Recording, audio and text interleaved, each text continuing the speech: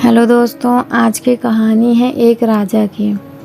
एक दिन चौपाल पर कुछ युवक राजा द्वारा की गई घोषणा की चर्चा कर रहे थे।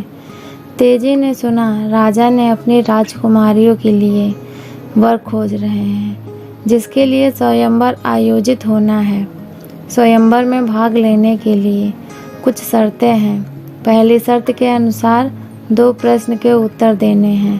पहला प्रश्न, गौशाला में 3 गाय हैं, बताना है कौन सी गाय उम्र में सबसे छोटी है, कौन सी उससे बड़ी है और कौन सी सबसे बड़ी है।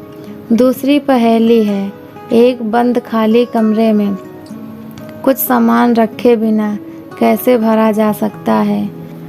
आगे युवक कह रहे थे, 2 पहेलियाँ अगर किसी ने सुलझा भी ली तो अंतिम शर्त तो पूरी करना असंभव ही है। कड़े पहरे के बीच राजमहल में प्रवेश करना और फिर अंतःपुर से राजकुमारी के पलंग के पायों के नीचे से सोने की ईंट निकालकर राजा के सामने लाना, भला इतनी हिम्मत कौन कर सकता है। तेजी ने ध्यान से सारी बातें सुनी और अनमन सा घर वापस आ गया। बेटे को प्रसन्न करने के लिए हीराबाई ने तेजी की मनपसंद बाजरे की रोटी, चटनी और साग परोसा, लेकिन वह 2-4 निवाले खाकर ही उठ गया। खटिया पर लेटा वह उलझन में पड़ा था। माँ से कैसे पूछूं, कहीं माँ मना न कर दे। तभी हीराबाई ने सिरहाने बैठकर उसका सिर सहलाने लगी। अचानक तेजी को अपना सपना याद आ गया और वह हंसने लगा, लेकिन माँ खुश होती इसके पहले वह रोने लगा। उस दिन हीराबाई ने कारण जानने की जिद कर ली। तेजी उदास स्वर में बोला, राजा की घोषणा को तू जानती है, मैं भी दरबार में जाकर अपना भाग्य आजमाना चाहता हूँ, तू मुझे जाने देगी। हीराबाई बोले, मुझे तुझ पर पूरा विश्वास है, तू जा। अगले दिन तेजी राजा के दरबार में पहुँचा। राजा चिंतित थे। स्वयंवर के लिए उनकी शर्तें शायद कुछ अधिक कठिन थी। अभी तक कोई युवक सफल नहीं हो पाया था। तेजी की वेशभूषा उन्हें कुछ अजीब लगी, फिर भी कुछ सोचकर उन्होंने उसे गौशाला में भेज दिया, जहाँ 3 गायें थी। तेजी ने राजा से गायों को 2-3 दिन तक अपने देख रेख में रखने के लिए अनुमति ली। उसने गायों को 2 दिन तक भूखा रखा। तीसरे दिन मैदान में घास का ढेर रखा और चारों ओर से बांस और रस्सी से घेरकर ऊंचा बड़ा सा बना दिया। फिर वह गायों को ले आया। एक ही छलांग में घास तक पहुंचने वाली गाय उम्र में सबसे छोटी थी। कई बार उछलकर कोशिश करने के बाद पहुंचने वाली गाय उससे बड़ी थी और गिरते पड़ते किसी तरह पहुंचने वाली गाय बूढ़ी गाय थी। तेजी के उत्तर से राजा संतुष्ट हुए। दूसरी पहेली सुलझाने के लिए तेजपाल ने राजा से कुछ समय लेकर घर आ गया। उसकी समझ में नहीं आ रहा था कि बिना कुछ रखे खाली कमरे को भला कैसे भरा जा सकता है। सोचते सोचते एक सुबह अचानक उसे इसका भी हल मिल गया। वह राजा के दरबार में पहुंचा। राजा उसे बंद खाली कमरे में ले गए। तेजी ने कमरे की सारी खिड़कियां और दरवाजे खोल दिए। कमरा सूर्य के प्रकाश से पूरी तरह से भर गया।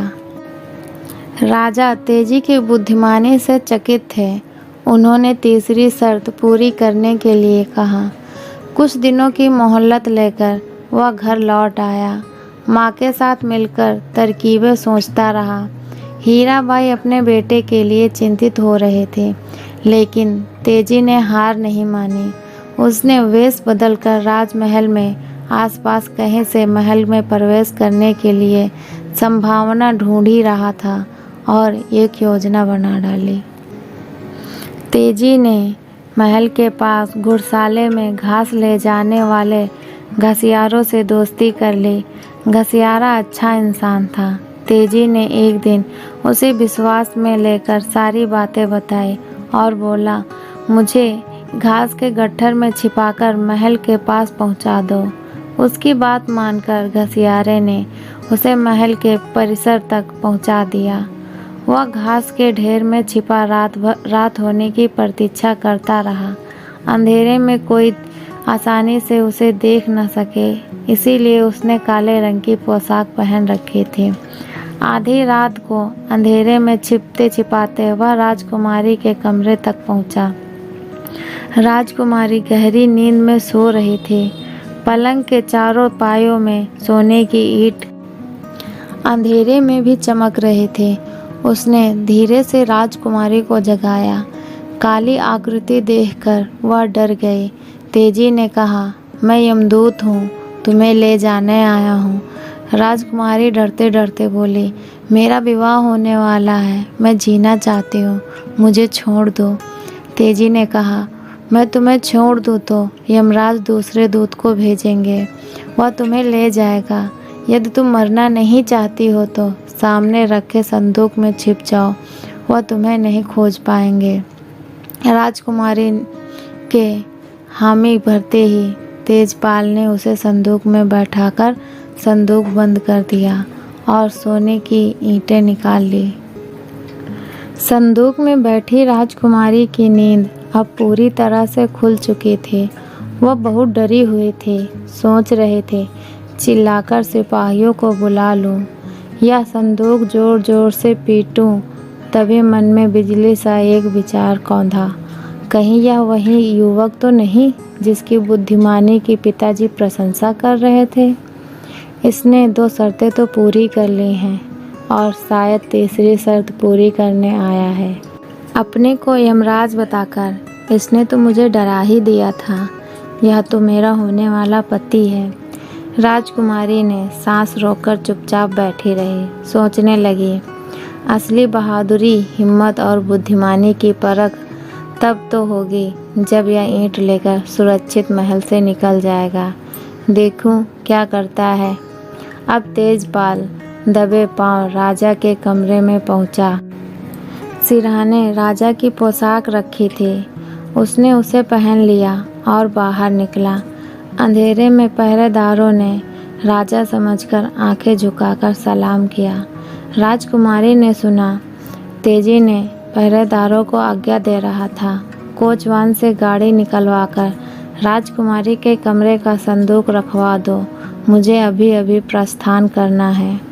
हुक्म सुनते ही कोचवान गाड़ी ले आया और उसमें संदूक रखवा दिया।